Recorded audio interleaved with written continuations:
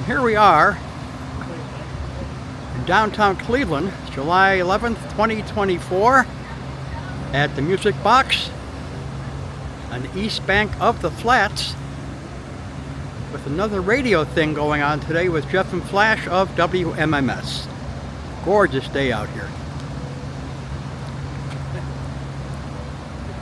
Have a good show, guys. Thank you.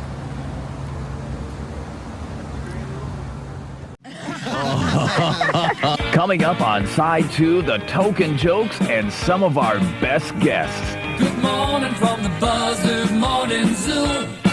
Rise and shine with folks like you. Good morning from the Buzzard Morning Zoo. Get up with the morning zoo. Get up in the morning, get up in Cleveland with WMMS.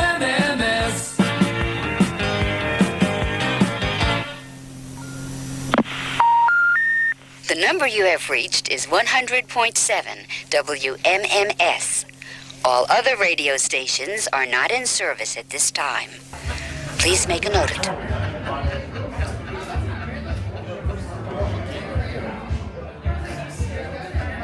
You're still way younger than I am.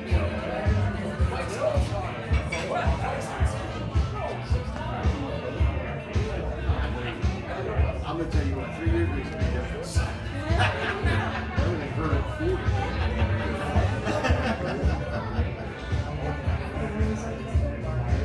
Yes, you are.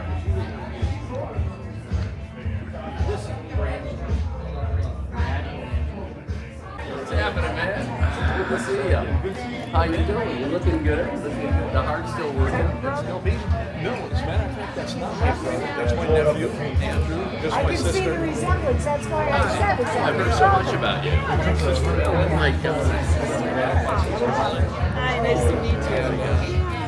I saw your interview. Doing good, man.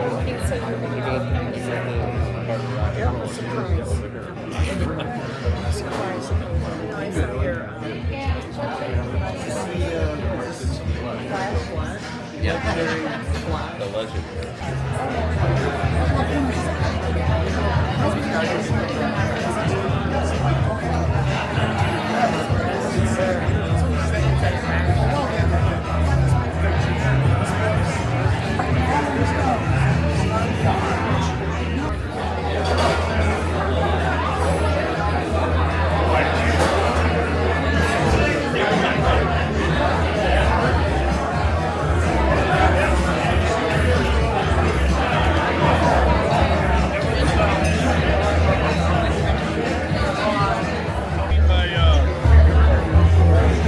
Alcoholism and drug addiction life from years ago. I mean, I'm still alive. I wonder sometimes. Well, that's why I'm just blessed to be alive anymore. I feel that way sometimes, you know. I never smoked. I did marijuana.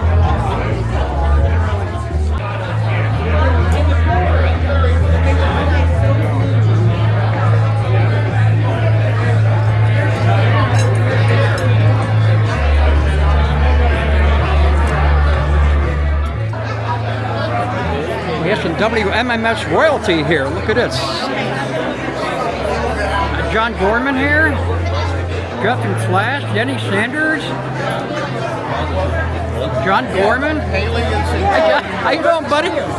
Good to see you. Hey, wait, have you gotten everybody here?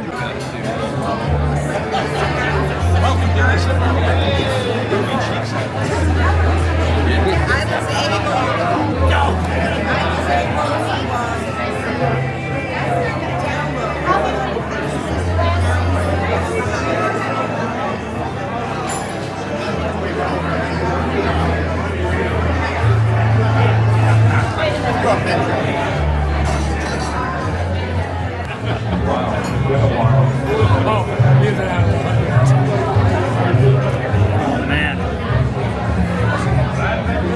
Look at this view I got. Killer. Oh, this is gonna look good. You guys are gonna kill it.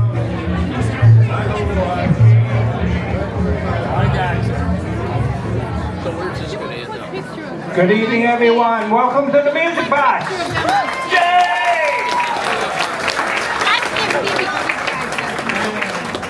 I'm Mike Miller. I'm the managing partner here, and started this series, I was just saying to somebody, 8 years ago. Pretty proud of that. I'm pretty proud that we still get great crowds for this. All right, so my opening question is for the audience. How many, at one time or other in your life, worked at MMS that's in here tonight? I think we have, in fact, the whole original staff here tonight, which is very exciting. Guys, I want to tell you something. It's on your table. We are celebrating 10 years. We're good. All right, you remembered how to use a microphone. Yes, I do. All right. I know, Phlash is still using one weekly. Jeff, you're doing this weekly. Yep. Yeah, driving around. Driving all over the road. There you go. Yeah. All right. Some things never change. Good stuff. All right. I want to kick it off like we always kick it off, guys, so the audience kind of knows who you are. I think they know who you are. Yeah. But we know. Phlash, let's start with you. Where were you born? Where'd you grow up? Where'd you go to school? Okay, I was born on the east side of Cleveland. My parents moved to Seven Hills in 1965. And that was the year, I see this gentleman over here recording from Wixie Online, is that right? How many of you remember Wixie 1260? In fact, Jeff, you worked there. I actually worked there. Yeah. Yeah. And guess what? That's going to cost you some money. But I'll tell you, that was 1965 when it came on the air, and that was just, it exploded. It exploded, and to this day, just like you remember us from so many years ago, Mike Ranieri in the morning, Lou King Kirby, Larry Morrow did midday, Wild Child Dick Kemp. Billy Bass says hello. Billy Bass, oh yeah, and Billy Bass was on the stage several times here, great guy. And it was great radio, great personality radio, and that's how I got hooked. I went to Normandy High School. I got my homeroom guy over here, Joe Farini, from 53 years ago in homeroom. My gosh. And did the morning announcements at Normandy. Went to Cleveland State University. And that's where I ran into Kid Leo. Well, he wasn't Kid Leo back then. It was Leo Travagliante. So, for radio, that's a little too much to handle. Matt the Cat was there. Betty Corbin eventually came there. And at that time, we're talking 1972, a company called Mallrite Broadcasting purchased WHK, WMMS. A lot of staff left. And in February of 1973, I started working there for $2 an hour. And I remember that day like yesterday because I was at the Cleveland State Station. And it was a Friday afternoon. I got a call from the newsroom over there at WHK. They needed some college students. Anybody that wants to work in radio? Yeah, me. Literally started on Monday, and a year later I was on the air. And that was 1974, which, by the way, was a legendary year because it was 50 years ago in 1974 that the Buzzard was created. And We got the artist right here. David, stand up real quick. David, help. And you should have seen some of the drawings that we couldn't show you. That was also the year of the first World Series of Rock concert. We have some World Series of Rock fans here. Nothing went wrong there. 80,000 people. And part of the reason for that World Series, you remember Cleveland Indians, they were so back then. And we figured they'd never make it to the World Series, so let's create our own. But they did have nickel beer night. Yeah, they did. Yeah. That was 1974 as well. Yep, that was fun. That was a good one. All right, Jeff, over to you. Well, where were you born? Where did you go to school? Well, I was actually literally born in Los Angeles. But my folks moved back here. They were from Cleveland. I grew up in Lakewood and went to Lakewood High School. And it was really a great time. I loved radio. And I loved listening to the radio stations that were the big 50,000 watt stations out of like Boston, New York, Chicago, and CKLW up in Detroit. But to make long story short, I started calling up every radio station when I was in 10th grade to get a job. I wanted to be on the radio. Well, I got a job answering phones at Wixie 1260. which was really a great job for a kid in high school. I earned some money and that got me in the radio. Well, one night, one of the jocks did not show up at 10 p.m. And the jock that was on the air, Chuck Knapp, had to go make an appearance. It was an important appearance. So the program director, Bill Sherrard, said to me, he said, look, you know how everything works, because we've seen you looking. You run the radio station. And I was like, oh man, this is great, this is gonna be great. Just don't open the microphone. That's how I got started. So I got started in radio that way, and I actually got a job during the summer. I was visiting my sister Ellen, who is here tonight. She was up in Michigan. And her son, my nephew Drew, is with us tonight as well. He's got a band. What is it? No Dark Things. Got an EP coming out very shortly, so look for that. But anyway, to make a long story short, I did some radio up in Michigan and came back. I had a lot of friends working in radio and got the job as production director at WMMS. And never looked back, did a lot of part-time on-air work, and we got teamed up. Well, tell that story. How did you guys get teamed up? We were smoking a joint. That's kind of how it started, really. Yeah. I was the production director, he was the news guy, and we just got along really well. I would do part-time shifts on the station, maybe all night, Saturday night. He'd be running for extra money the board on WHK, the AM station, and we would just, nobody was around. We just have a great time together. Yeah, and then at that time, the person I was working with, and this is 1974, was Debbie Allman. And she was working, well, she came from Boston, and she got, sadly, in a car accident. And she didn't come back as a result. I mean, she lived, but she couldn't do, because her jaw was wired shut. And they decided to hire Charlie Kendall. And Charlie, does anybody remember Charlie Kendall? We're talking 1970. Oh, Ruby knows that. Oh, he had a set of pipes, man. He was really good. He was great, and he was a super talented guy. Like Jeff said, great set of pipes. But he was a music director. But discipline was not part of his lifestyle. He often went out at night, and we had record company budgets, which were ridiculous. Food and everybody that you wanted to meet, and oftentimes when morning came around, there was no Charlie. So John Gorman, who's here tonight, would call Jeff, and he lived in Lakewood at the time. Yeah. You live closest to the station. Can you do this? Yeah. And it's funny because Charlie showed up at my house one night. It must have been around 9 o'clock. And, I go to work at 10 o'clock in the morning. He's there at 9 o'clock at night, and he's got this drop-dead, great-looking gal on his arm. And, I know he's showing off, So anyway, he stops by, and, we partied a little bit, and he left. Next thing I know, 4 o'clock in the morning. Oh, man, I just don't feel good, man. Can you do my show? And I'm thinking, well, what are you doing? But that's how we got That's the kind of guy he was, and eventually that got old, and he went on. And he has, since he started, like I said, he had a great set of pipes, and he was doing movie trailers. I mean, he was very, very popular. But then when Jeff was filling in, well, that was the time when the owner of the station said, you know what, I kind of like the way that sounds, Jeff and Phlash. We're fast forwarding to about 1976 here. So they said, okay, let's put them together.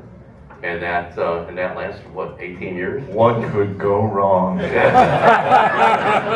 So then we started doing toga parties. Anybody go to a toga party? Not that many. Lenny Pappas is here tonight from the Agora.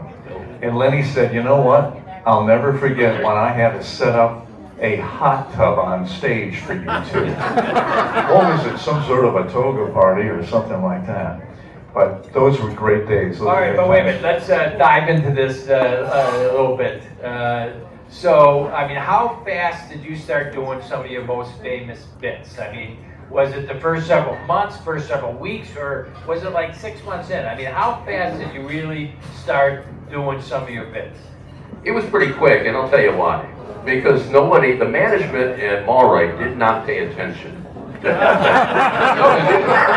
thought an FM station, oh, we got the AM station. Yeah. Oh, we don't care about these hippies. This is so true, because when they bought it, all they cared about was WHK. Because keep in mind, I mean, I mentioned Wixie. I mean, the AM was still up there to some degree, but 68, 69, MMS came on the air in 68, but it started declining. And it still was all WHK. MMS meant nothing. So why not do just about anything on the air? And one of the bits, and in fact, I don't know if the gentleman is here, Danny Tharp, he recorded some of our bits. It was the adventures of Jeff and Phlash. And we just decided to have a little fun on the air. And one thing that we had to do, sadly, was to work every holiday. Today, when you see, like, on TV, you have the B team when there's a holiday, with Christmas or Thanksgiving or something like that. We had to work all the holidays. Thanksgiving, Christmas, New Year's. It was ridiculous. So we figured, well, we got to work on Thanksgiving. Let's have a little bit of fun. Let's really light it up. And the whole idea is we're on the radio, and to me, it is theater of the mind. What can we put through your speaker to really get your mind thinking and visualizing what we're doing? And we decided to shrink ourselves. Yeah. We got a little high. And Accidentally. And we said we turned into like little people. Like about an inch and a half. And it's Thanksgiving. So what do you do on Thanksgiving? You stuff a turkey. So we found this giant carcass that we were going to tour. So we walked into the turkey, we used sound effects. Firesign Theater, remember Firesign Theater? That had a bit of effect on us, okay? Turn up the echo, you know. Yeah, so we're walking inside the turkey. And I said, hey Jeff, I think we're by the breast. And It's definitely a female. it's How do you think we got in here? So we kind of like Fantastic Voyage Part 2, okay? So we started going through the entire turkey, and then finally, you know, there's light at the end where you go into the turkey. All of a sudden we heard this noise. And they started stuffing the turkey. So at that time, we started screaming, and then we tagged it, and now we will continue next week with Adventures of Jeff and Phlash. So this was the crazy stuff that we just did. I mean, why not? We didn't know who was listening, and we just wanted to have a lot of fun. But people called up right after this, and what the hell did you guys just do? We slowly morphed into things, and the one thing that Flash and I always knew and really had a philosophy is radio is, you know, like real estate, they say it's location, location, location. With radio, it's local, local, local. And one morning, they got Danny Green. He came out of the dentist and they blew up his car. And there have been so many bombings and things. I got on the radio that morning, Flash is there, and I go, you know what? They're blowing everything. If you wanted to blow something up, what would you blow up? If you had that opportunity, if you could blow something up right now, what would it be? The phones went nuts. And we ended up doing that bit every day until the end of our career. Yeah, it was 7:45 every morning. And people would set their clocks to that. It was ridiculous. I mean, and we started taking football, about 7:30 or so, and the lines just lit up. It was All right, ridiculous. what was the favorite item somebody wanted to blow up? What was your favorite memory of? I'll tell you, there was a woman that called, and she goes, I got something I want to blow up. And we said, okay, great, what is it? She says, my ex-fiance. I call him cheating on me. And she's you could tell right from her voice, this was serious. This was no fooling around. And she goes, Frank, if you're listening, I want you to hear this. And we're like, you can hear a pin drop, and then you hear kerplunk and the toilet flush. It had to have been the diamond ring. And I'm thinking, wonder what that was worth. Must be worth a lot because she flushed it down the toilet. And this was all live. I mean, we did. Well, I gotta tell you, my favorite bit you guys did was spousal arousal. Yeah, that was a good one. So tell some of the wake-up calls. Yeah, this basically was where we would get on the phone with somebody like, let's say... It was kind of like a candid camera. Yeah. Remember candid camera on TV? But this was the radio version of it. And what we could do is we could conference all the lines. So we get a lady on the line. She calls up and she goes, oh my God, I got one for you. This is going to be great. The whole idea is for her to get her husband really ticked off, and then they win prizes. She goes, you know, I get in the car every day and I take off and I stop at 7-Eleven and I get a cup of coffee. But when I get out of the car, I leave the car running because I want the heater on, you know, and I go into 7-Eleven. She says, it makes my husband so damn mad. He said, someday somebody's going to steal that car. Well, we call up the husband. Oh, hello, honey. Honey, you're not going to believe what just happened. What happened? What happened? You know how you always said I'd go to 7-Eleven and I'd leave the car running and it might get stolen. Yeah. The car got stolen. Oh my God, man, every word in the book, he teed up on her. And we were like, oh man, I'm glad we don't live upstairs or downstairs from them, you know? But that was spousal arousal. And they won a prize. And you know how that bit died because they changed, I don't know if it was the FCC, they said you had to let, because this was done, we just called I would call you up and we would start doing this shit. We'd start recording it. And we recorded it, but the FCC said we had to tell you that we're recording you. Well, that killed the bit. That's no fun. That killed the bit, so that was the end of that. Well, you also had token jokes. Yes. Yeah. The token jokes of the morning. And by the way, right from the beginning, you know who sponsored it and was part of it? Daffy Dan. All right, Daffy. And he's here in the house. Daffy Dan's t-shirts. Daffy Dan, the t-shirt man. If it didn't have a DD, it was underwear. That's right. It's great seeing you, Dan. But yeah, we had people send in jokes. You know, you're pretty well preserved, by the way. I just wanted to let you know. Yeah, that is. And I keep telling people he looks the same as he did 40 years ago. How do you do that, man? But yeah, we had listeners send in jokes. We'd read the best ones, and if we read your joke on the air, you won a T-shirt. And it was really a lot of fun. All right, well, do you remember were any jokes just like really outstanding or really disgusting? I got one real quick. How do you know when you had a really, really good time the night before? When you wake up in the morning and your face is like a glazed donut. Oh yeah, there were so many great jokes. Yeah, that was a good example. Krispy Kreme, anyone? God, it was terrific. All right, now circle back. So again, how fast did you start doing toga parties? And describe some of the parties. I mean, they had to be out of this world. Well, that was an Animal House thing. And, you know, whatever happened in Cleveland, in culture, movies, we did that on the air. And when Animal House came out, well, we had to do a toga party. And the old Agora was the place to do that. The funny part about it, people came with their togas with nothing on underneath. That's right. Which, you know, to us it was, okay, that's all right. But we were also famous for the beach parties at the Surfside 6 out in Lorraine. Anybody go there? Yes! Yeah.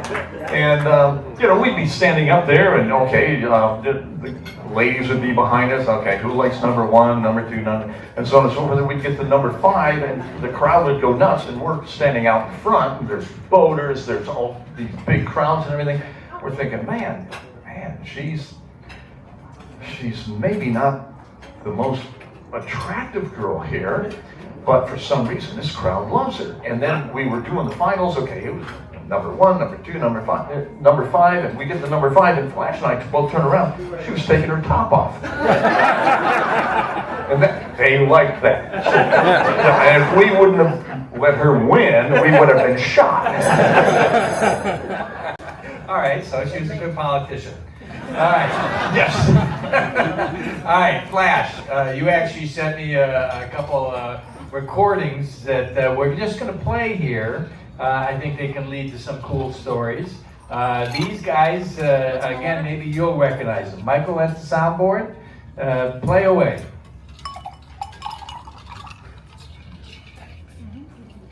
This is Ernie Anderson, and you're rocking with America's best. WMMS Cleveland. Turn it on and pull the knob off. Hey, all material is protected under copyright. Duplication of content or actual material will certainly result in huge legal problems.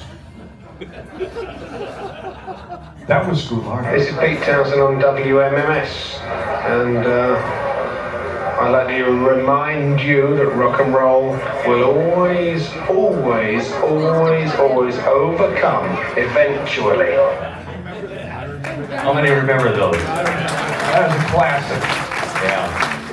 Couple quick stories. The Ernie Anderson, and he became the voice of Love Boat, ABC, and ABC. Obviously. And you know, Goulart was only 3 years. That was basically it. 3 years. That's all on Channel 8. But what a set of pipes there. That ID was so funny because we started playing that, and about a week or 2 later, we're getting these envelopes in the mail. People were sending their knobs from the radio. That's awesome. I mean, big envelope, manila envelopes. I mean, we were like 5 or 10 knobs. Hey, we pulled it off. It ain't, and we're not changing the dial. I mean, it was amazing.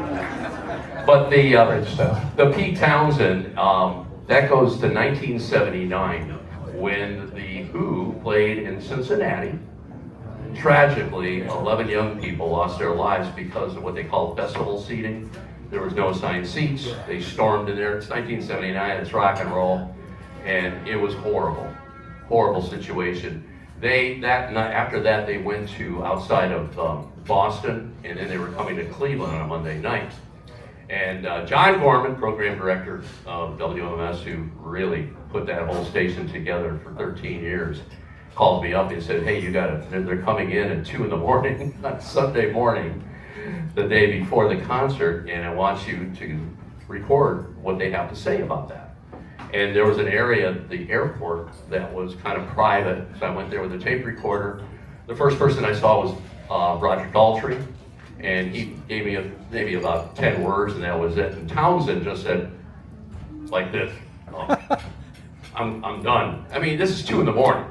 Nobody wants to talk to somebody at the airport at that time. But Townsend looked at me long enough to know who I was or remembered my face, because on the Monday, that night, I went to they were doing 2 shows at the old Richfield Coliseum.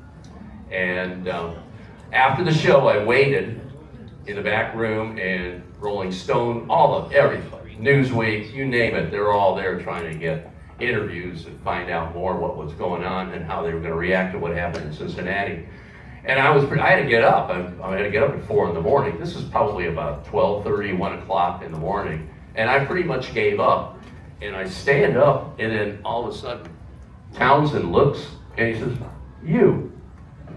I remember you from the airport. You tried to interview me. Come here.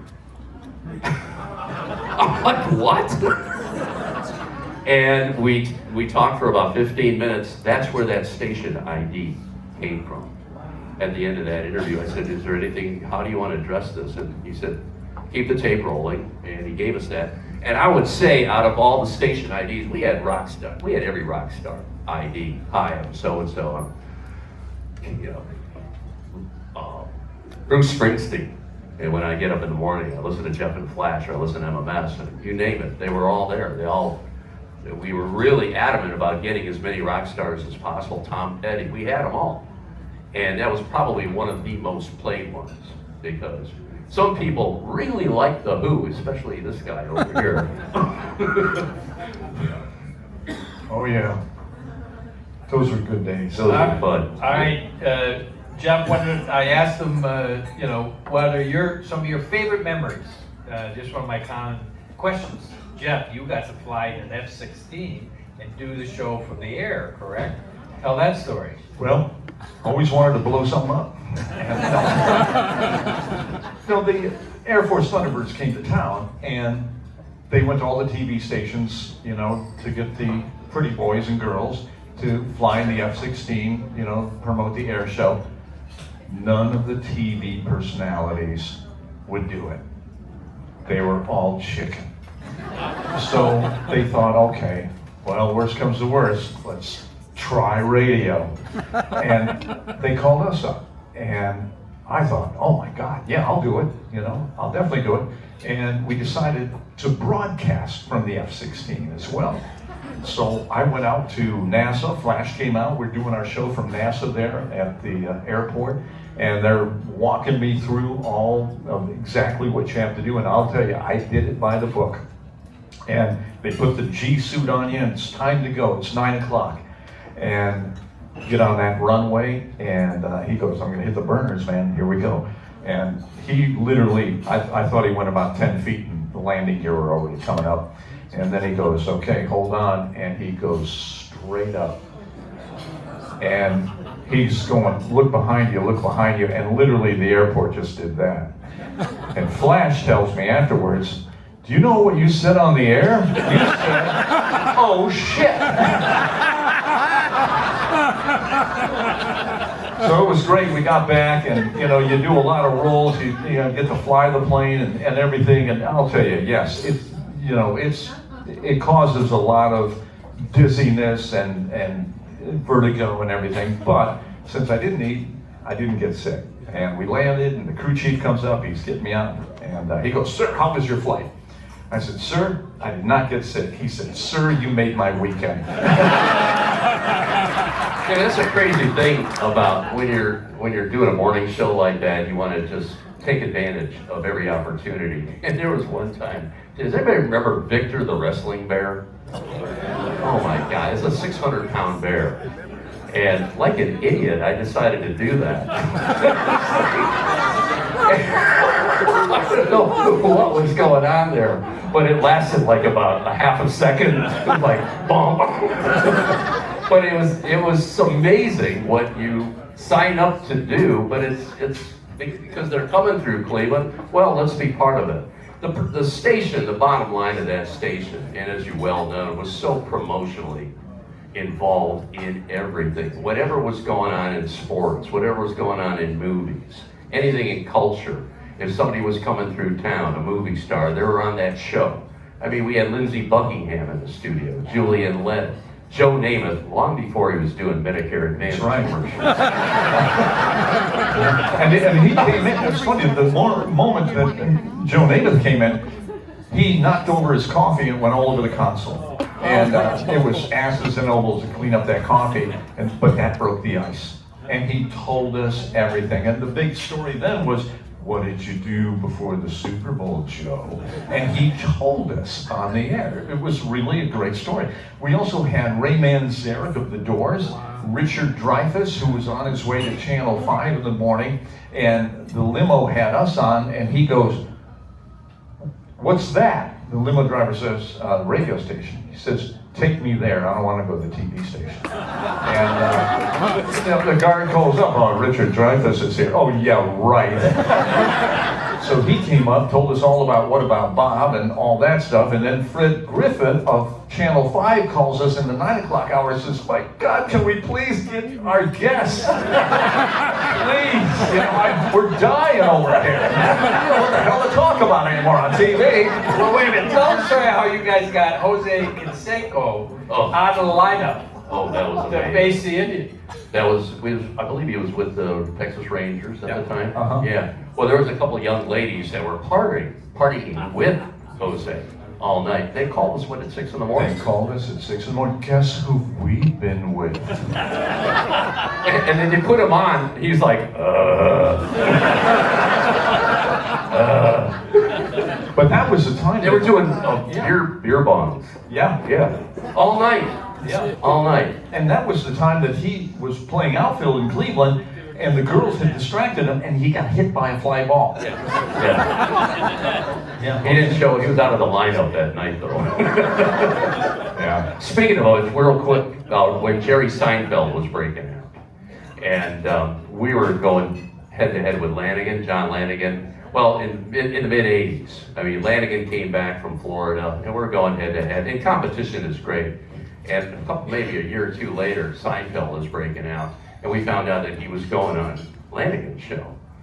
So we had one of our people call him. They found out where he was staying. I did. Is that you? I did that. Did you call and say that he I can tell the story. they canceled the appearance? Come here. This is Frank Cody. Frank The Cody. reason they could do remotes, Frank was the reason they could do remotes was Frank Fody. He was the best engineer, the best radio engineer. He made us sound louder and more dynamic than any other radio station. We were doing you guys were doing a morning show at what was the rib joint that was Tony Roman's. Tony Roman's, right? And it was St. Patrick's Day. St. Patrick's Day. And I show up at like 4:30 in the morning, and you were really depressed. No, really. And I said, Jeff, what's the matter? Because we were all friends.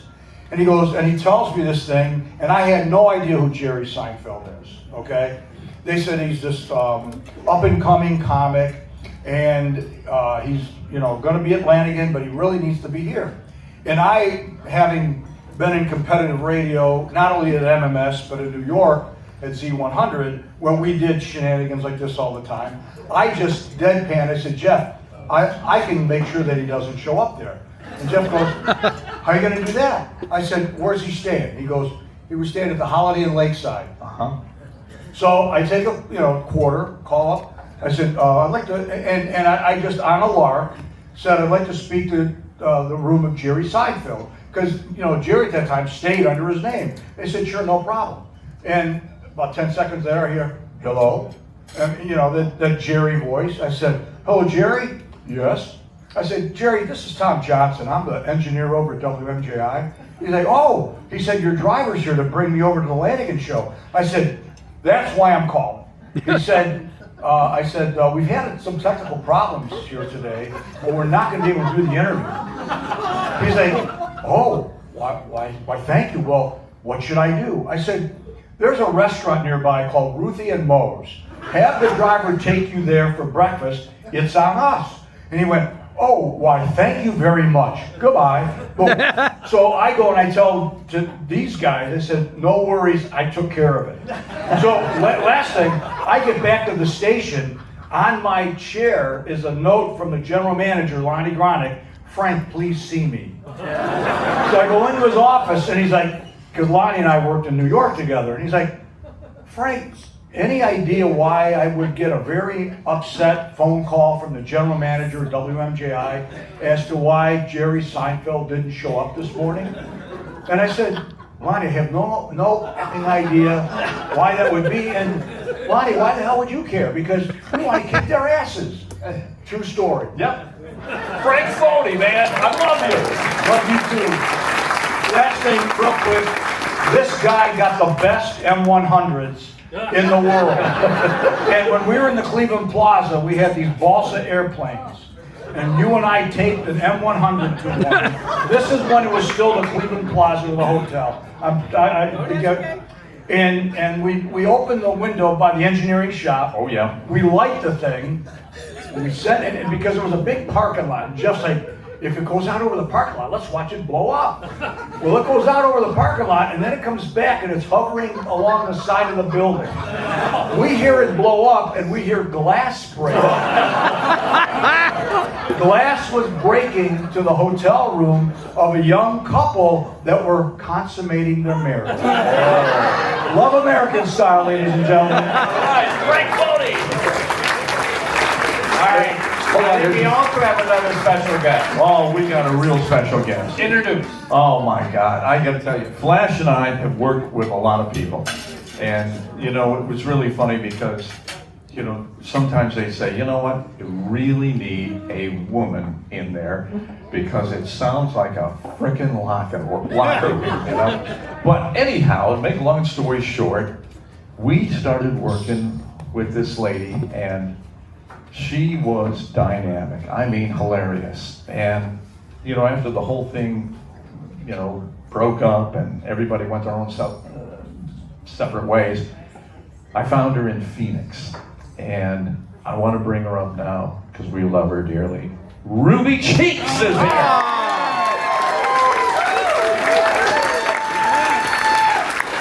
And nothing went wrong with Ruby.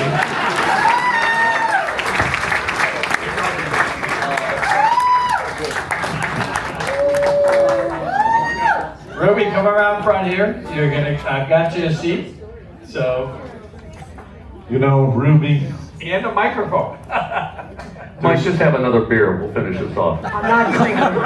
There is one story. Alcohol gets me in trouble. One story that really stood out, and that is, I think Phlash and I were tied up with some other things that night, but we had Sam Kinison on the show. And You're not. you decided You're not. you were gonna MC the show. I didn't decide. So what happened? Oh God. Oh God. You went to the... Hi everyone, by the way. You know, not for anything. It feels good to be home. I don't know if any of you guys remember any of this stuff, but my dad is from Cleveland. So I have Cleveland roots, okay? Something about Cleveland will always have my heart. I think it's because of all of you. People here are just awesome. So, what were we talking? Sam Kinison. I think it has something to do with Jack Daniels. All right. But go ahead. Following up on Frank, Lonnie Gronick had come back to Cleveland from New York. Kinison is at, I think, what was it? I think it was the Allen. The Allen Theater. So Kinison's at the Allen Theater. I'm supposed to introduce him on stage. So I go backstage with Dia. It's her fault. Because she loved Sam. So she's like, come on, let's go. We're going to go in the backstage. We're going to go to his dressing room. Well, Sam was crazy. He had Jack Daniels, he had pot, he had all kinds of shit, right? Pardon my French. So, anyway, I'm trying to keep up with Sam. Hey, let me have a shot of Jack, let me have some Jack. So, comes time for me to go on stage to bring him up.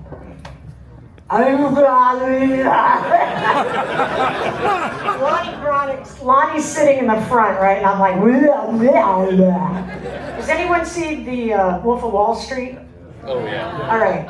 When DiCaprio After he had takes the 8 Quaaludes.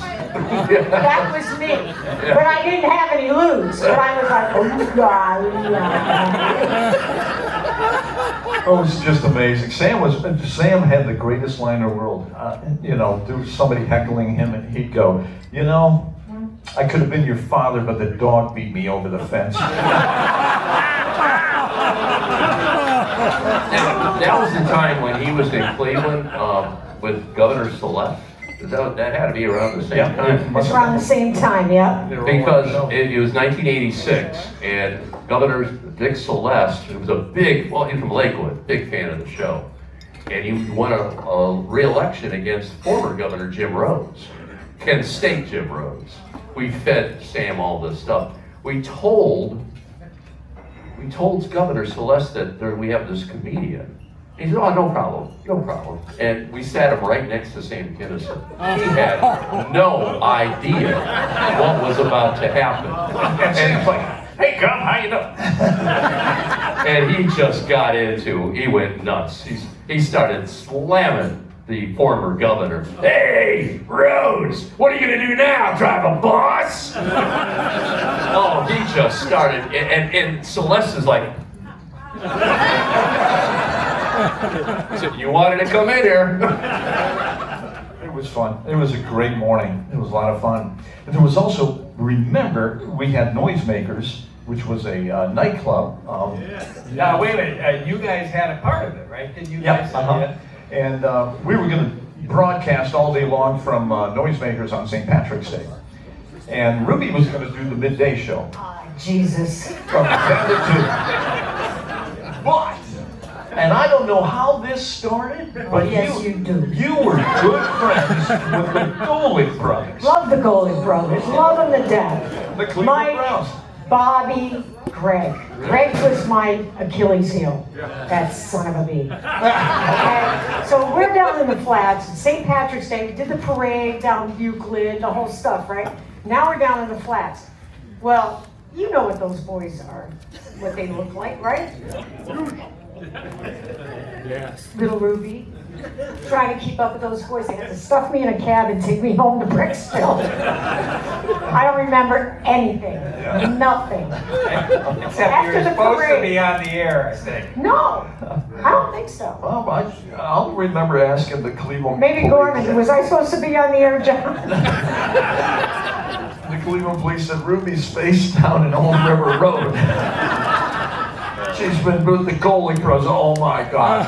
No. So, Ruby, what year did you join the zoo? Was it like early 80s or something like that? I think, if I remember right, it was early 85. Early 85. Very early. Because I got fired from A&M.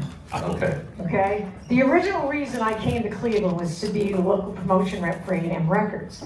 And I remember walking into Gorman's office, and he had a Bruins hockey puck sitting on the desk. And I'm like, oh, you like the Bees? He's like, yeah, I'm from Boston. Blah, blah, blah. Well, we hit it off real well.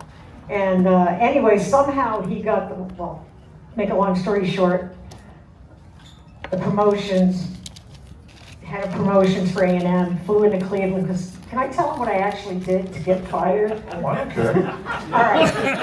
Are you okay? Yeah, we're okay. Yeah. Go for it. You're with friends. All right, here we go. So I'm doing local promo for A&M, and it's snowing out. Snowing like a bitch. And I'm like, okay. So one of the guys I was working with at the RCA branch, because RCA A&M were in the same branch on Rockside, he said, don't worry, I'll drive you downtown. I said, okay. So we pull up to what was it? GCL. Forgot to call it. Across from the bus station. So pull up in front of them, and I get out of the car, I got a bottle of champagne, I got a stack of records. I just want to go and drop this off and get the hell out of there, because it's snowing, right? It is Cleveland. I want to just drop this off real quick, new PD. So I go to the receptionist, and I said, hi, I'm here to see, I don't remember his name. I said, you know, and the way their reception was set up, when you walked in the door, you're looking at the receptionist, but you could see all the way down the hallway. They had windows that went through every office all the way down the hallway. So I said, hey, I'm here to see him, you know, I want to give him something. And she calls him. He says he's busy.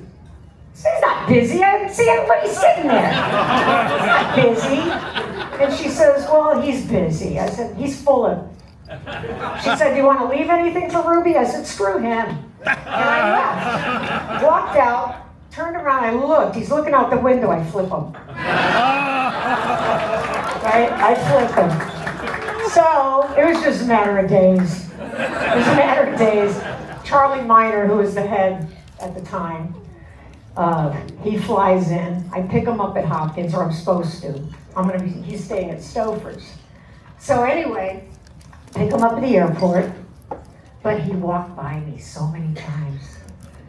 He didn't even know who the hell I was. I tap him, I go, hi, Charlie. Oh, hi, baby doll. You know, let's go to the hotel. So we go to the hotel, and on the way to the hotel, he goes, let me tell you about your new job. New job? This is my new job. Nope, got a new job. You're gonna go work at MMS. I'm like, you're out of your freaking mind. I said, they haven't had an opening in 15 years. No, you're gonna go work at MMS. And that isn't how it really went down, but I remember after I dropped them off, I had a call from Gorman, come to the office, can you come to my office? So I went to the Statler, went to Gorman's office, and he said, how would you like to be a Buzzard? I'm like, shut up. Right? Shut up. And I'm like, he's like, no, I'm serious. I'm like, So anyway, he starts me out on weekends, on Saturday, I'm dying. So my very first shift, I wouldn't let Boom leave the room. I had him stay there the whole shift. He held your hand. He held my hand the whole damn night. And that only lasted a little bit of time, and then I joined you guys. But on Saturdays, we were the rock and roll girls. You had Dia, you had me, you had Betty Corbin, and we just kicked butt.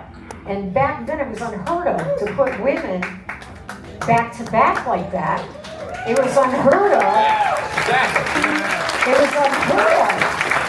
And MMS basically pioneered that. MMS wasn't afraid of anything, okay? And the way I like to talk about the radio station is it was so timely and so there and so North Coast that you couldn't sneeze in Northeast Ohio without MMS holding your tissue. You know, we were there.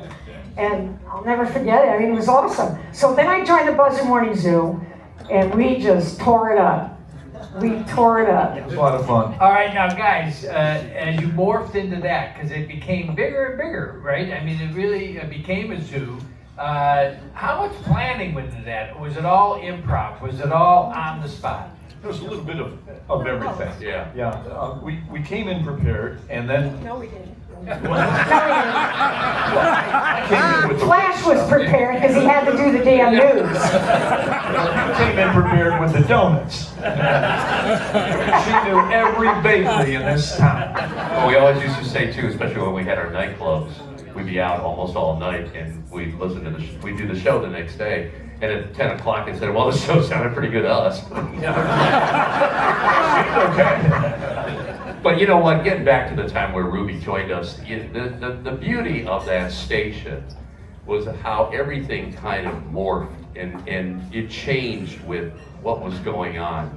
The early 80s. It was timely. It was timely, kind of like South Park. Yeah. South Park is so timely. Yeah. I mean, you would think whatever's happening today, they're doing an episode. And MMS was like that, especially the Buzzard Morning Zoo. We were right there on top of everything. And the zoo grew too with that. I mean, we had, well, of course, we were full service.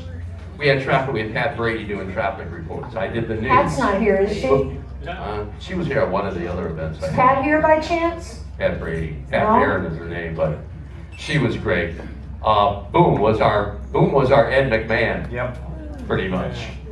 He was my heart. Mr. R did the astrology. We had everything. And then there was, of course, Mr. Leonard. And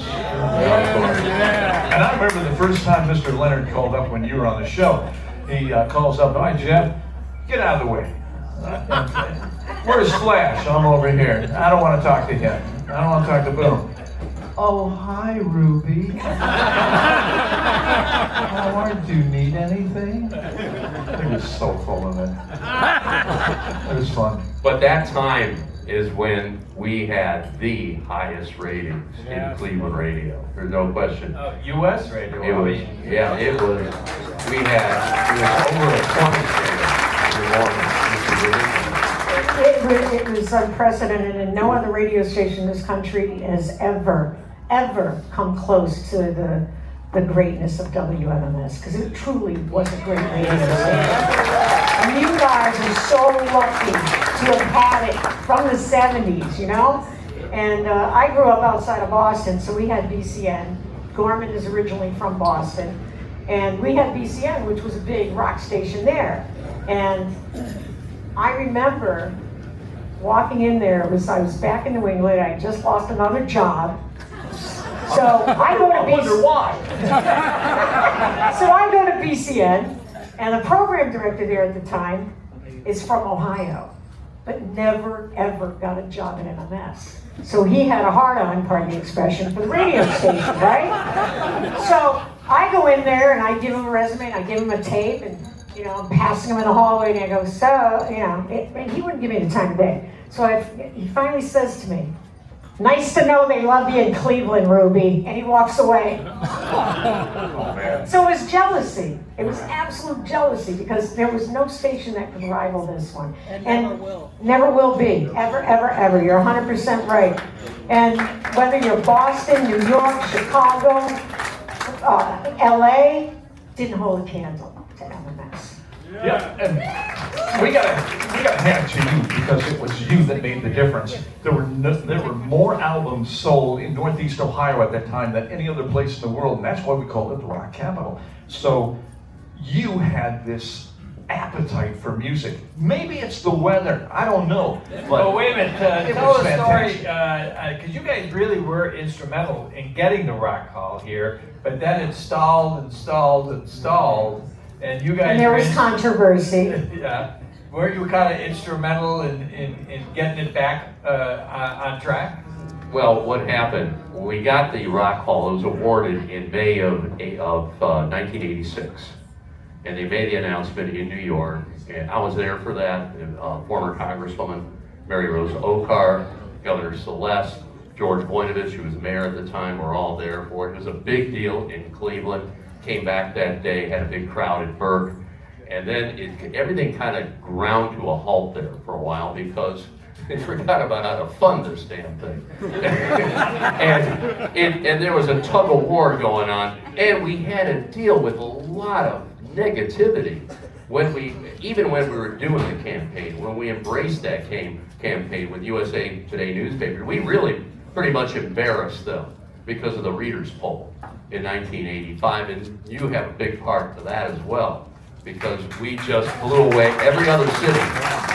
So they had to locate the hall here. So finally, push came to shove, and we were trying to figure out where it was going to go. There was the lakefront where it is now, and there was a possibility of being around Tower City.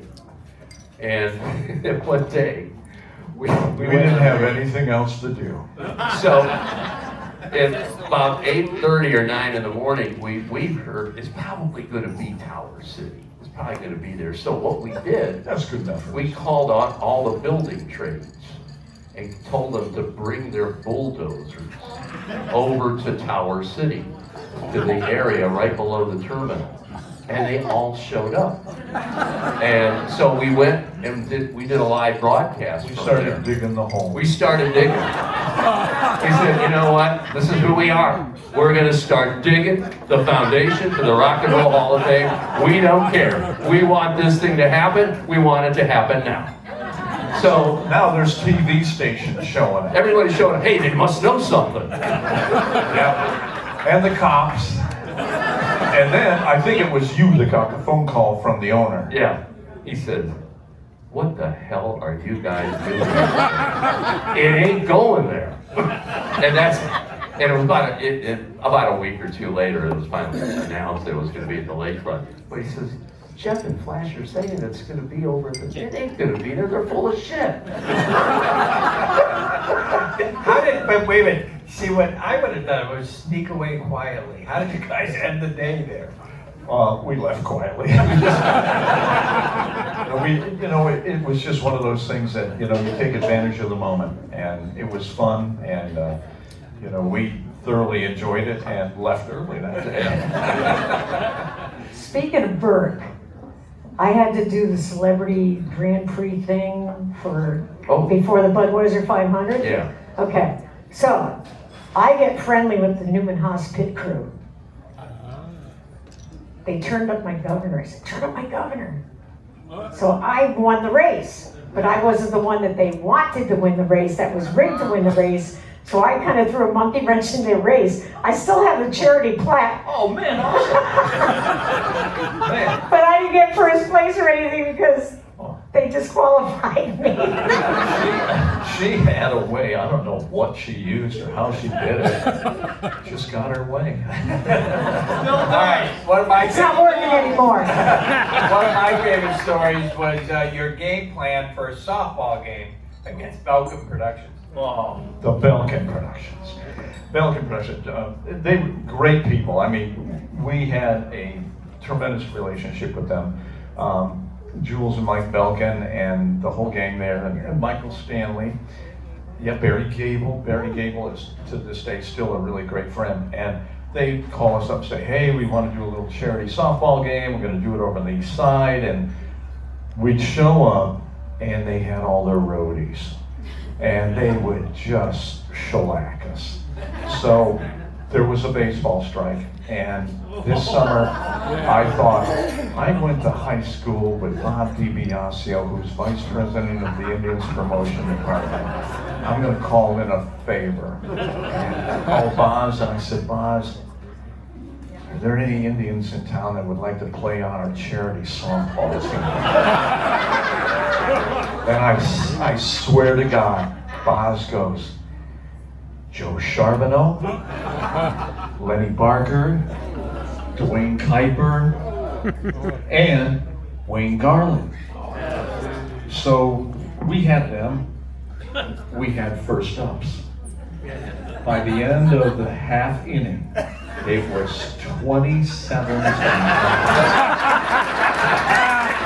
They were so mad. Lenny Barker, he threw that no-hitter, but you look at Lenny, he had a pair of shorts on. His legs looked like tree stumps. And they pitched the softball to him. He hit it out of the stadium. And, you know, needless to say, Joe Charbonneau, but it was a wonderful day.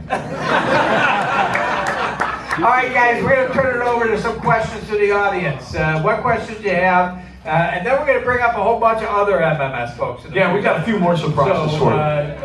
Again, what questions do you have from the audience? Go ahead, yell it out. Who was Mr. Leonard? Who is Mr. Leonard? Well, it was actually a guy who was a disc jockey in Houston. His name is John Carrillo, and went by the name of John Rio. And he developed Mr. Leonard and worked with John Lander, who was a big DJ down in Houston. And then he knew he had a little something, and they were good friends with Scott Shannon. So he started doing it with Scott Shannon out of Tampa. Scott came to work for us in New York, and they were telling us, you got to get this guy, Mr. Leonard, on your show. So that's how we met him. And he was a big guy, and he loved working with us so much. He moved to Cleveland for a couple of years and lived here. And it was funny, we'd be in a place like this. Now, you know darn well, there used to be pay phones. We didn't have cell phones. So we'd be doing maybe a show from here, and it was St. Patrick's Day, and Mr. Leonard would come in. And like I say, he was a big guy, and he'd go over to the pay phone and he'd call us. And he'd go, hello, Jeff. Oh my God. I walked in that place, and oh my God, the lady at the bar with that white and black sweater on, she was all over me. I had to leave. I think her boyfriend was going to kick my ass. But he was really, really fast, really talented. And yeah, he lives in Dallas now, and he's doing real well. Does he drive a green Pinto? Does he drive a green We Pinto? had a green Pinto. We got one, and we parked it around just to make sure that this guy was around somewhere. We put it on the Shoreway, and he called up, and it was on the Shoreway near East 55th. And he calls us up and goes, damn it, Jeff, I ran out of gas on the Shoreway, and I'm heading in. I'll be in the station in a few minutes. Oh man, I left my Bruce Springsteen tickets in the car. Oh man, Cleveland police called. Get that car out of there. They were so mad. Traffic was tied up. People going through the car. There was one time too, with the Emperor of Japan, the guy that called for the bombing of Pearl Harbor, passed away. And the tradition in Japan is that they lie in state for 60 days before they bury them. So we sent Mr. Leonard to Tokyo for the funeral. And he calls in, and his nose is all blocked up. I'm over here in Tokyo. I said, Mr. Leonard, what's wrong with your nose? And basically he said, I have a clothespin on my nose. Well, why do you have a clothespin under it? Well, you stink pretty bad too if you're out for 60 days.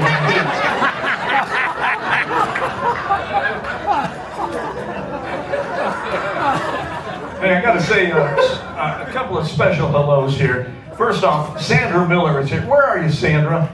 Sandra Miller worked with me at WMMS in Akron. We had a great time. Sandra came all the way up from there, so thank you, Sandra. She's a great air personality out here in Youngstown. Bob Frito was here. He brought all his albums from our Jamaica trips. Battery Bob. Battery Bob. Hey, wait a minute. How many people went to Jamaica with us in here?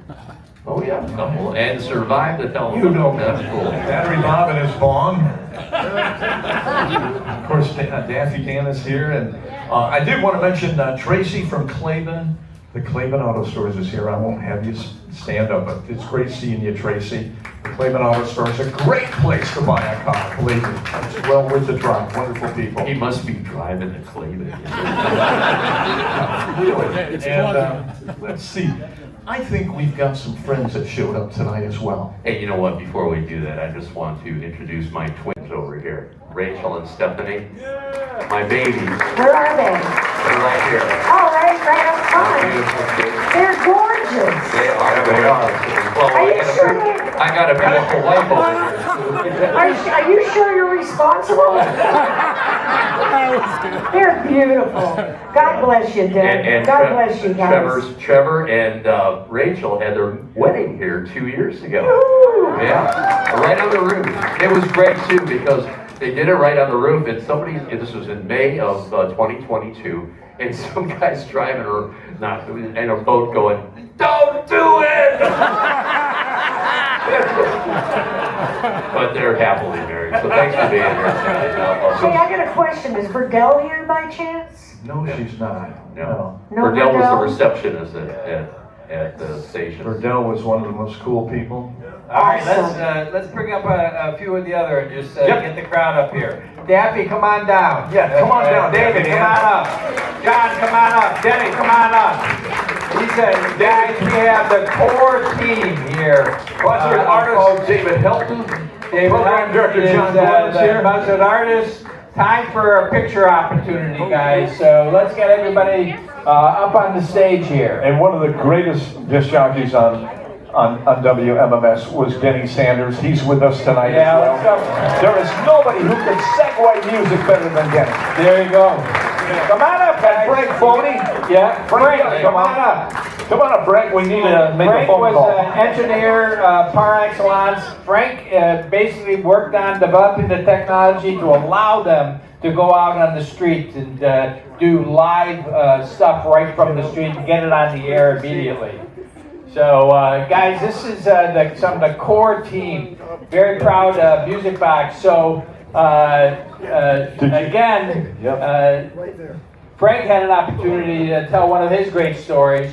John, why don't you tell everybody a little bit about the project you're working on right now? Bring that book over here. It's a book of porn. No. Just kidding. It's actually a really cool book. Yeah, very cool. Buy this book. This is the history of the Buzzard and how it started, and it was Denny, David, and myself, all three of us who weren't from Cleveland, who came to Cleveland. That's right. And between the three of us, we came up with this Buzzard, and it became, I think it was like 1976 or something, Case Western Reserve did a study, and we beat Chief Wahoo. It was the most recognizable logo. The Buzzard's most recognizable logo in Cleveland. Yeah. But anyway, this book tells you the whole story from the beginning to, well, it's still around 50 years later. It was 50 years ago in April.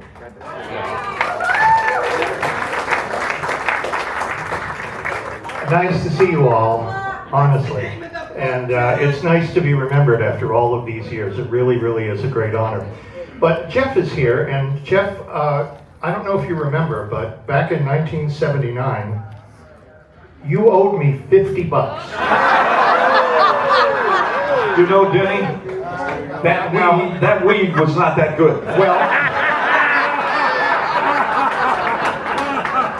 yeah, but the stuff you sold me wasn't any good either. But anyway, yes, you owe me $50, and I figured out, after all these years, that the interest, here we go, is $7,232.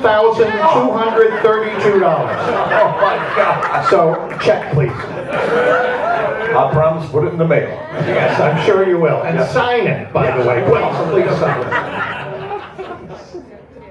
All right, guys, so real quick, I want to just go around the stage here real quickly. So, and keep it short, there's a lot of you, but I would start with you, David. One of your most fun memories, you know, a time at a MMS event or something that's just one of your fondest memories. Oh, that's hard. There's so many. I can't think of so many. I guess it was really the fondest memory was when the Cleveland accepted the Buzzard. I mean, I thought it was a one-shot idea, and when it happened, they kept calling me, and I think, well, were they paying you? I'm working. They were paying me in records and tickets, and so you know, I just thought this was a sideline thing. I guess the biggest thing really was when I was accepted. I left American Greetings and decided I was going to be a Buzzard artist, and I thought, how is this happening? But that was the biggest moment for me, I guess. One of the biggest moments. All right, sure. Perfect. Daffy, don't go anywhere. Yeah. Come on, Daffy. You started producing T-shirts with the Buzzard on it, but you also were backstage many times at many events. What's one of your fondest memories? I don't remember a thing. And that's Daffy's answer. All right, Frank, you already told a pretty funny story about an event. Do you have another one? Actually, and this is a technical one, and John will probably remember this. Back in the day when they would do concerts at Blossom Music Center, John wanted us to do the Michael Stanley Band. When Michael Stanley had his first album on, I think, Areola, Heartland, Cabin Fever. EMI. And there wasn't a technical way to get audio from Blossom Music Center to downtown. And I came up with a wild scheme of we could probably try to do a microwave signal from the top of the band shell to the transmitter, because we didn't have a way to get it downtown. So we do this, and we put the first concert on the air from Blossom Music Center. And if any of you have the concert on a file at home, you'll remember it, because that was in the early days of wireless microphones for instruments. And the guitar player for Michael Stanley's band was on the same frequency as the local police. So in the middle of like a guitar solo, you hear this, one out of 12, we gotta, and we're, because we're thinking, what the hell's going on here? But we pulled that off, and we did, it was a first time, and again, I think you had to bounce the signal off a building or something. no, what we did was we went directly to the transmitter and turned off the studio. That's right. And we prayed to God that it was going to work. Yep. And we did. Outstanding. John, I know you have a million memories, but one of your fondest. Okay, well, the one ongoing memory is the way it all happened, and the way, I mean, it was the most talented staff in the history of radio. Bar none. But the way it happened was, and Jeff and Phlash brought this up a little bit, they were, Malroy that owned this, they was concentrating on the AM station, WHK, and they had this horrible format, it was a cover hits format. You'd play hit artists, but not playing the hits they made famous. So you'd have the Righteous Brothers doing Chances Are, and you'd have Johnny Mathis doing Unchained Melody. I mean, it was a horrible format. But they were putting all this money and effort into it, and they were ignoring the FM. In fact, and the chief engineer at the time, Tom Kasanovich, he called FM Find Me. He said, it's never going to happen. There's no FM radios in cars. Nobody cares about FM. Well, we'll show you. But meanwhile, the management is not paying attention to us. As a result, we're getting away with murder. We're doing a format they have no idea. And we have the most talented people, and everybody has the freedom to be loose and create. And that made a difference. And even the Buzzard was probably the best example. Is we had Denny and I came up with the Buzzard idea. We get a letter in the mail complaining about something with the station, and it's David, but he does it in the comic strip form. We say, we found the guy. And it took over a while. Denny will explain how we found David.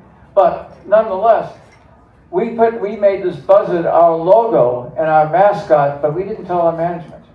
And the reason being is Walter Bursky, our sales manager, his sister had done this mushroom logo. And he loved this mushroom logo. And we couldn't stand it. You couldn't do anything with a mushroom logo. We could do a lot with a Buzzard. It was ugly as hell. Yeah, and well, he was even beautiful when he was ugly, yeah. But, you know, to make a long story short, somehow we managed to, I mean, it was clandestine. By the time management figured out, people that I had to report to on the corporate side, they figured if we had a Buzzard as a logo, it was too late. It was already established. But that was what we were. I mean, all of what Jeff and Phlash and Ruby have been saying is we had a great deal of freedom and we didn't abuse it. We really took it to the limit. And these are the greatest people I ever worked with in my life. There you go. Ruby, your turn. All right, so you've already told some funny stories, but what's one of your favorite? You know, something that's just went over the edge and you just, you know. I thought I already told you those. Had to be dozens more. Oh, God. Go ahead. Let me think about it. All right, Denny, you take it. Because I got a lot. All right. I was a bad girl. Well, John, yeah, she's right in that. That's why I hired her. Yeah, John had hinted about West Boulevard. West Boulevard, which is an awfully long street, folks. And so finally we hooked up. We ended up hooking up, and we got David. And that one of the single most important aspects of the station was the Buzzard creation that David did, and all of the marketing that we did. But I will tell you one story. And there is one guy that hasn't been mentioned tonight, and I'm going to mention him. Murray Saul. Oh, yeah. Okay, I'll tell you the Murray Saul story. A lot of us that I can say anyway, that I can say on stage without getting arrested. But Murray lived, as many of us did, we lived around Coventry at that point. And I was over on Lancashire, and Murray was on Euclid Heights Boulevard next to the Euclid Heights Theater. And he always used to have parties on a Saturday night. He was on the second floor on a porch that faced Euclid Heights Boulevard, faced the street. And there was no cable TV in those days. There was no home video. There's nothing. And on Saturday nights, people would go to the Heights Art Theater to see the midnight movies. And it was a whole stoner presentation. Silly cartoons and crazy commercials and you name it. Well, Murray's having this party. And everybody's there, and we're there, and having a good time. And we're on the porch, and Murray's on the porch with a joint that's the size of a Yule log, and a big bottle of booze, and he's making a lot of noise. And now it's 2 o'clock, and the theater lets out, and they're right down there, and everybody's coming out. By this time, Murray's pretty famous. He's on the TV commercial. Everybody's coming out, and they go, "Hey, it's Murray Saul," and he says, "Yeah, I'm having a party. Come on up." And I went to him and I said, "Murray, what's the matter with you? You don't know these people." He says, "Oh, everybody's my friend." I said, "I don't know about you, but I'm getting out of here." So I left and went home. This was Saturday night. Sunday morning. I used to be on at noon on doing a 6 days Sunday at noon. So I get up, 9 o'clock. I went to get the newspaper. And I passed Murray, his apartment. And there he is on the porch in an Indian blanket, looking like this with a cup of coffee. And I said, "Murray, what's going on?" He says, "Oh, come on up." All right. So I come up and I said, "What happened last night?" He says, "I don't know. I passed out. And when I woke up, they stole my TV, my stereo, they took my lamp. But you want to know the thing that really pissed me off?" And I said, "What?" And he says, "They opened my refrigerator and stole my Sunday ham." He was more upset about the ham than he was about stealing his TV and everything else. That's where he stuffed his Quaaludes. That's where he stuffed his what? His Quaaludes. His Quaaludes. He stuffed Quaaludes were in the ham. I think that was Easter Sunday. He stuffed the Quaaludes in his mouth. He didn't put them in the ham. Well, anyway, Ham sandwich with Quaaludes. yes, that's right. Well, anyway, that was Murray, and we had such a colorful staff. Everybody on this stage, you know, Ruby, Daffy Dan was so important with our T-shirts. Frank with the engineering on the station. David, of course, with the Buzzard. Jeff and Phlash with incredible ratings in the morning. I still have some of these ratings books. They had 20, 25 shares, 26 shares, and I think Lanigan was second with like a 7 or something like that. Really, it was that, they were that far ahead. John was the Lorne Michaels of the operation. He was the guy that sewed it all together. And he deserves a big hand in the history of this radio station. He really does. All right. We're wrapping this up now, guys, but each of you, a little shorter than Denny. Oh, come on. Tell one of your favorite stories, one of your favorite memories. Oh boy. I'm going to do 2 real quick. Okay. And this goes to the beginning. And when I was telling you when I walked in that station, it was 1973, I wasn't even on the air. One of the first people that I met there was David Spiro. Now, David Spiro. I'm having lunch with him tomorrow. Are you really? He's been on this stage. And in I fact, saw that. And he's got a great. Make sure he picks up the check. He's got a great book. His 60 Years in Rock and Roll. If you get an opportunity, you pick it up. You can feel it. I read it when I was on vacation, and it's like 400 pages. I felt like he was talking to me in that book because the way he described his career, because his dad was Herman Spiro, who started Upbeat back on Channel 5. He was 13 years of age when he was seeing everybody. I mean, we're talking late 60s. So that's how he got his start. So I walk into the studio, and I was there maybe not even 2 weeks, and he's on the phone, and I found out that he was on the phone with Joe Walsh. And Joe Walsh is somebody that he managed after that, because he left the station, and he managed actually Michael Stanley as well. But he's on the phone. He says, "Hi, who are you?" And and he was just great. He says, "Hey, listen to this guy." He was at that time he was playing 4th of July Asbury Park. Sandy, the song from Springsteen. This is 1973, 2 years before Born to Run. And he says, "This guy's pretty good. I think keep your eye on him for him." This was 1973, and the funny thing about that, I know Kid Leo was not a Springsteen fan. didn't like Springsteen. He didn't like him because he was too much like Dylan. Yeah. He was like, because Leo's a hard rocker. But when Born to Run came out, everything kind of changed. That's when he kind of. But anyway, another story for you, real quick. But that just shows you the cool things. I mean, imagine a 19-year-old kid walking in the studio hearing that from somebody, and that was my start. But later on, years later, and I told the story before, it was about the bank robber in Broadview Heights. And we did not have, I was like pretty much the heart and soul of the newsroom. I mean, we didn't have a budget for that. AM had a budget. We did use some of the resources on WHK, but found out that there was a bank being robbed. So, and it was like a Broadview Savings at the time. I think it was in Broadview Heights, Brecksville, 82. And I called the bank. Guess who answered? The robber. I said, "Hello?" I said, "Hey, Ed Phlash Ferentz here. Who are you?" "I'm robbing the bank." I'm like, "What?" So I started this dialogue with him, and it turns out that he's a fan. He's listening. And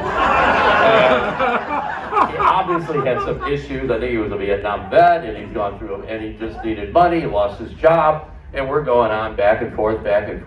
And I'm recording the whole thing, and he says, what can we do? He said, "Could you play some music for me?" And the song he picks was Funeral for a Friend. He's holding hostages. I go, "Oh, this is not going to turn out well." So anyway, all of a sudden the line gets cut, and the FBI gets in. And then the next day, I got a call from Taberski. He says, "You know what? You're not supposed to do that." I found out that the FBI changed protocol. You know, whenever there was a bank, and there was a number of bank robberies, from that point on, they cut the phone lines. They forgot. They never even thought of cutting the phone line. So we made a difference. All right. Ruby just told me she has a good one, and you'll love it, Jeff. yeah, I just forgot it. So go to Jeff. Are you ready for this? This goes way back. This was the early 70s when the Who, I think, first came to Cleveland. And we had a big dinner at the Keg and Quarter. Swingo's Keg and Quarter, where nothing went wrong there. Oh my God. But anyway, the Who was there, and Keith Moon. And I remember I was down at one of the ends of the table. The band was there. Most of the guys were there as well. And next thing I know, I look up, and there is a stake on the wall above Keith Moon's head with a knife in it. And the stake is against the wall. It's, just on there with a knife, and its juice is running down the wall and everything. And I gotta hand it to the waitress. She comes over and she goes, "Sir, I take it your steak wasn't cooked to your satisfaction." He goes, "Yeah, I wanted it well done. This is raw," And she went behind the table, got the steak, took it out, the knife, everything, and walked back. They got him a new steak. I'll never forget that. That was Keith Moon. Ruby, you go next. Ruby remembers. Hold on a second. Matt Swingos, the son of Jim. Been here. I talked. He was here, and I in fact, I promoted him on my Saturday show. I don't know if he told the story, but he said his father loved it when the bands went to the Keg and Quarter for one good reason, because the place always got remodeled. Makes sense. That's because the bands trashed the place. In fact, when I first came to Cleveland to take the job, I stayed at Swingo's. And that was different. It was different. But the story that I just remember is we were redoing the studios, Frank. We were redoing the studios, remember? We were putting in new boards, we were doing everything. And we started with the main studio first. Real quick, the night we're taking the studio apart, my late partner Steve Church and I, Steve asks me to, we get all the equipment out, and Steve said, take the vacuum cleaner and clean out the cold air return in the studio, okay? Frankie does this at 2 o'clock in the morning. Honest to God, when I came out of it, I was high. All right, so we're remodeling. Which was nothing unusual about that. We're remodeling the studios, because when I first got there, you guys had the old round the round pots and everything. It was an antique studio, so we get the okay to redo the studios. They started with the main studio first, between the two studios. Oh yeah. Oh yeah. Brian, Ruby, you have to stop. And I'm like, it was a beautiful night. I couldn't believe how high I got. And I'm like talking and I'm reading the letters, and I'm like, oh, it's just so good. And they're in there, and they're playing with electricity. And they're like, Ruby, stop. And I just kept going. And every time, everything, this was between records. It was so funny. They were dying. Hi. Boy, it was so wonderful. Thank you for coming. I'm glad I came. I hope you did too. Anyway, I'm glad I came to Cleveland. Oh, one last thing. If it's okay. It's okay, Mike? Sure. My father's from Cleveland. I told you that from the get-go. He and his twin were adopted in 1931. Okay?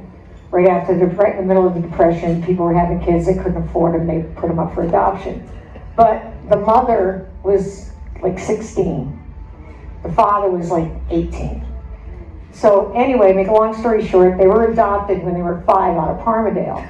So my daughter, 2 Mother's Days ago, not this past one, the one before, she decides she's going to sign me up for Ancestry DNA. So they sent me the thing, I spit in the thing, and then like, whatever.